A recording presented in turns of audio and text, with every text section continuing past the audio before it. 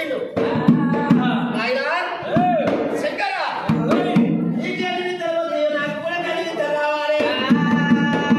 ఉపమాల జగమాల తండ కమటల 66 మంత్రాలు 76 నుడుగులు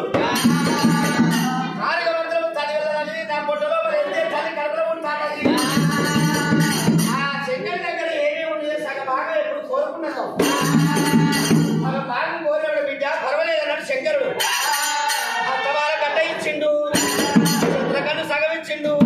నువ్వేదో కాలు కద్దుంటే అంత సగం ఇచ్చిండు సూలం ఇచ్చిండు నాగ బంధించిండు ముంట మీద గడ్డలు ఇచ్చిండు ఎక్కడ ఇవ్వలేదు చేతిలో ఏమున్నాయో ఏది మెదజల పల్లజలల్లా ఆ తల్లి జడ కూడా బిడ్డకు అప్పచెప్పిండు శంకరుడి మీద ఏమున్నాయో ఒక వారు చెప్పాలన్నీ అప్పచెప్పి ఆవిడ సమయంలో పడమాలనుకున్నాడు శంకరుడు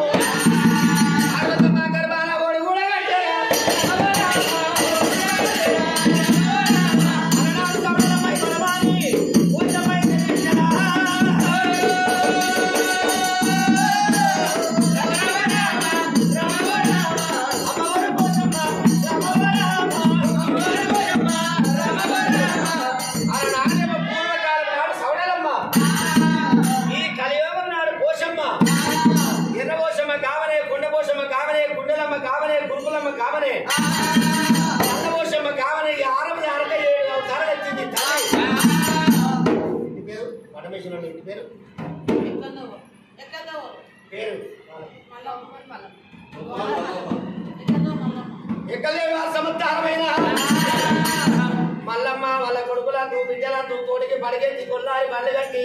ఒప్పులా జీవన వృద్ధులు భక్తుల జీవన భాగ్యాలు కొడుకులకు బిడ్డలకు చేసి వ్యాపారం అందు ఉద్యోగం అందు చల్లగుండని అమ్మవారు పోషమ్మ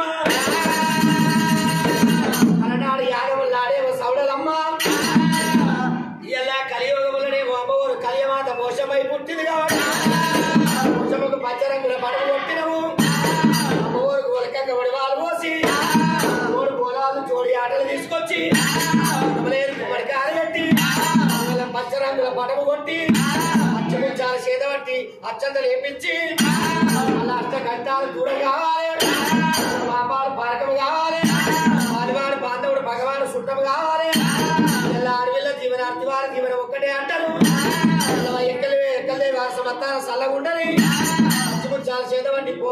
అమ్మవారు పోషమ్మకు పోట్రాయికి పోషమ్మకు దేశపతికి కళ్యాణం వేయాలంటే కళ్యాణం అలనాడు దేశపతి మహారాజు తీసుకొచ్చి ఎదురంగా కూర్చొని పెడితే పోషమ్మ దాటి కోరవలేక దేశపతి మహారాజు వెళ్ళిపోయిండు వాళ్ళ కలియోగంలో పోషమ్మ కళ్యాణం లేకపోతే వాళ్ళ కలియోగంలో భక్తులు ఏదని చెప్పి భక్తికి భాషకం కట్టి అమ్మవారు పోషమ్మ కలనాడు కళ్యాణం చేసిండు కాబట్టి వాళ్ళ కలియోగంలో పోషమ్మ కళ్యాణం లేదు కత్తికి భాషకమే కళ్యాణము లెక్కలే వారి సమత్తారు చల్లగుండని